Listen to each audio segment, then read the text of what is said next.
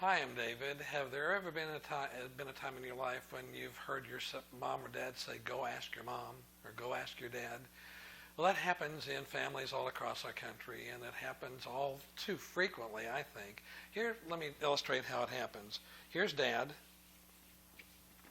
and here's Mom. And before kids come into the family, Mom and Dad have a wonderful, intimate relationship with one another. They're able to talk back and forth, great eye contact with one another. There's intimacy, there's openness, there's vulnerability, and the communication lines are not marred, or they're pretty open as far as that's concerned. But when children come into the family, what happens very often in a great many of our families is that Mom and Dad start talking to one another through their kids rather than with one another. And before long, this line of communication is all but non-existent, because now we're just talking through the kids and communicating. Go ask your mom. Go ask your dad. Where's your mom? Where's your dad? Those kind of things. One of the things it does for kids, it puts them in really a precarious place, because they become the messengers for mom and dad often. And even sometimes it involves helping them to make decisions that they maybe aren't prepared to make.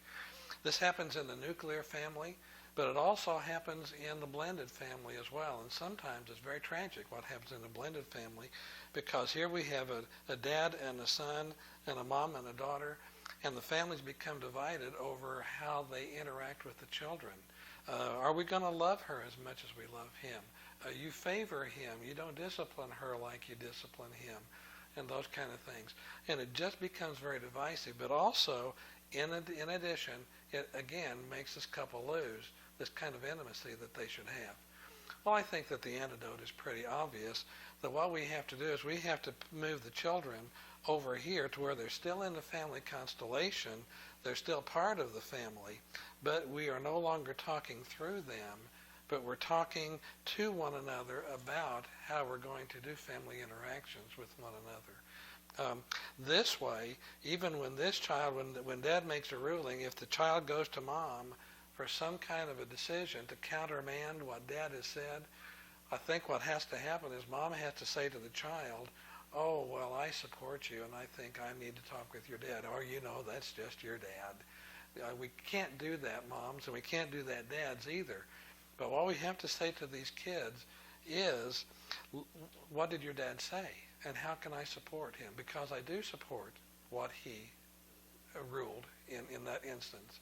Whether we agree wholeheartedly with it or not, we have to make sure that even our children understand that there is this intimate relationship that we have as husbands and wives, as moms and dads, and that we are connected, and that we are one person, not two. Now, there are times when we may disagree with the ruling that one spouse made with another. But we don't open that for public discussion. We don't deal with it in front of the kids. I think what we need to do is go into chambers where we pull apart from the kids and talk about that disagreement. I don't understand why you made that ruling with little Johnny. Can you give me more information? Can you help me to understand all of the circumstances that made you make that decision? Because I want to be supportive, and I want to have this kind of unity with you before our kids. When a couple will do that, when they will make sure that they are continuing to have this wonderful eye-to-eye, face-to-face, mom and dad, husband to wife relationship, and we're marriage-focused rather than children-focused in our family life, it makes us healthier as a couple.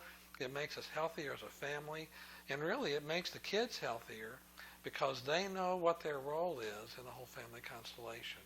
So I hope that as you communicate with one another when you're working with your children, that you don't communicate through them, but you communicate with one another and with them one-on-one as well.